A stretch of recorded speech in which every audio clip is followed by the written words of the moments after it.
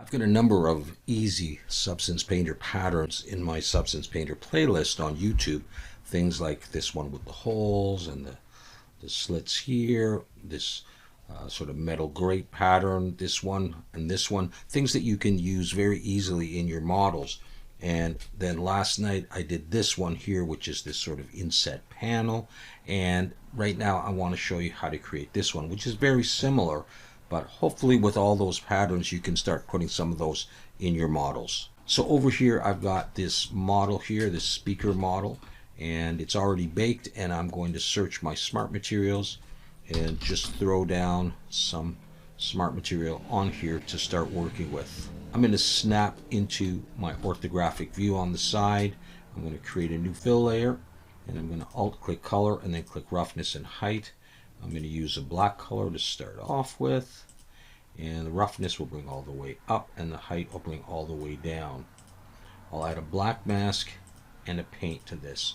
But I also want the effect I'm going to do here on the other side of the model, so I'm going to come over here and I'm going to click symmetry, and I want the symmetry line to go down like that. Alright, so what I'm going to use is over here my alphas, and I'm going to use stripes. This one here, line stripes, I'll just make it larger so you can see that. Come to the properties and make sure that the spacing is down. Set that at 1, let's say, and we'll come down here to the bend. I'll make that like that. I'm going to increase the height all the way, and I'll make the number something like 5. So this is what I'm going to use, and I'm just going to click there, and it should go onto both sides. At that point I can turn the symmetry off, and I'm going to press F5 to go back into perspective, and I'm ready to do the effect. So I've already got that. It's got black inside and it's indented a little bit. So I'm going to come over here and I'm going to add a filter, and I'm going to use a blur filter. I'm set this at about 1.8 or so.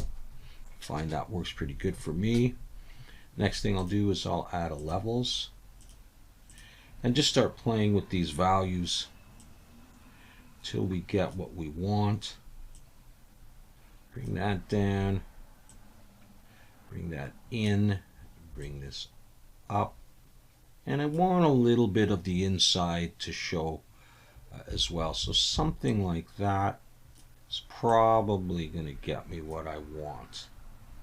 Okay, good. Now the next thing is another filter, and I'm going to use the mask outline filter. I'm going to click that. I'm going to switch this mask position to inside, and that'll sort of narrow them. And for my width I'll use 0.06 maybe, and for the blur I'll use try 0.07, and for the curve shape I'm going to drag that all the way down. So I've got this. I'm going to come up here and add another levels and just sharpen that up the way I like it. So this can take some experimentation until you get what you want. This is roughly what I want. Let's see if I bring that in. A little bit of that white in there. Something like that. And then what I'll do is on top of that, I'm going to add a blur, but just a small amount. Something like 0.25. Don't mind my dots. And you come back to here, and I'll do something like that. And there is the effect that we're going for. Okay, and of course you can spend more time playing with these values, trying to get them exactly the way that you like. As narrow as you want or as wide as you want. But I'm going to go with something like that.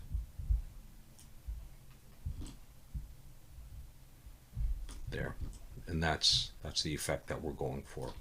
Alright, so hopefully you can find a use for that. Of course it's on both sides, so it's all good. Alright. Thanks for watching.